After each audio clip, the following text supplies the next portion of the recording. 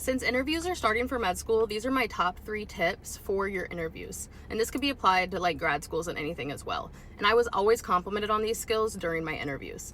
The first one is being authentic to yourself and being confident in your answers. Even if you don't think that your line of logic is the best, stand by it. Stay 10 toes down on that, because interviewers can tell when you're saying what you actually believe versus just what you think that they want to hear. So for example, I remember one time I was in a group interview for med school and we got asked who we would want to go to dinner with. And everyone said all these big celebrities and historical figures. And at the time I felt really dumb because I literally said my grandma. And I was like, wow, I should have thought of somebody more insightful. But I literally got compliments on that from the interviewers because they were like, we appreciate how you were authentic to yourself and you explained that and it showed us a part of your personality.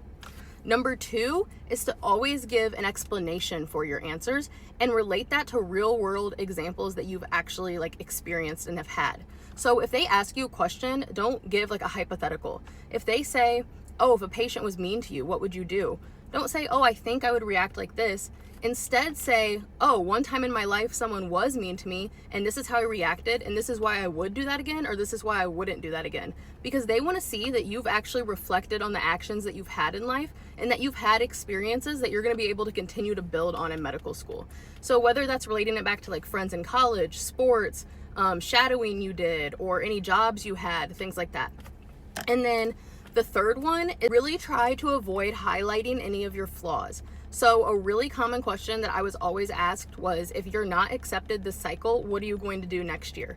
And you just want to focus on, you're going to stay motivated, you're going to stay determined, and how you're going to better yourself, how you're going to improve, but don't specifically highlight anything negative. Like if you have a low MCAT, don't say, oh, my MCAT was really bad, so I'm going to retake it. Because maybe they weren't even noticing your MCAT, but now you're showing them an insecurity you have, and they're going to go back and look at that. And that could be the thing that makes them say, maybe we don't want that person. So instead, just say, oh, I'm going to work to increase this, or I'm going to reach out to schools to, ask what they think I could have improved on, but don't specifically highlight anything bad in your application. And that's my advice. I hope it helps.